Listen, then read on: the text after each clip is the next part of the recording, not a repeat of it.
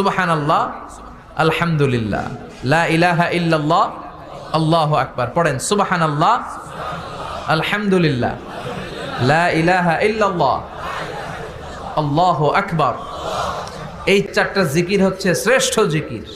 শ্রেষ্ঠ তো শ্রেষ্ঠই তো পাইছেন, আর এদিক ওদিক তাকান কেন? পড়েন ইচ্ছা মতো।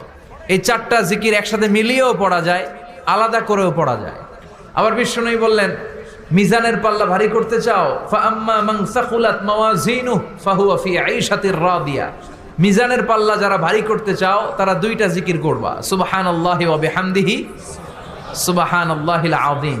এই দুইটা শব্দ কালিমাতান হাবিবাতান ইলার রহমান, আল্লাহর কাছে খুব প্রিয়। সাকিলাতানি ফিল লিসান, এই জিহ্বার মধ্যে এই শব্দ দুইটা উচ্চারণে খুব সহজ, খুব পাতলা। সাকিলাতানি ফিল মিজান, কিন্তু এই শব্দ দুইটা মিজানের পাল্লায় রেখে দিলে অনেক ওজন হয়ে যাবে। সুবহানাল্লাহি বিহামদিহি, সুবহানাল্লাহিল আযীম। পড়তে রাজি আছেন তো? প্রত্যেক ফরজ সালাতের পর আয়াতুল কুরসি পড়বেন। কি পড়বেন? মুখস্থ আছে না? এটা পড়ে ফু দিলে কোনো জিন পড়ি, ব্ল্যাক ম্যাজিক কোনো কিছু আপনারা ধরতে পারবে না। বিষ্ণু বলেন, মান কারা আয়াতাল কুরসি দুবুরা কুল্লি সালাতিন মাকতুবা লাম ইয়ামনাহু মিন দুখুলিল জান্নাতি ইল্লাল মাউত। প্রত্যেক ফরজ সালাতের পরে কেউ যদি আয়াতুল কুরসি পড়ে, তার জান্নাতে ঢোকার ব্যাপারে আর কোনো বাধা নিষেধ থাকে না।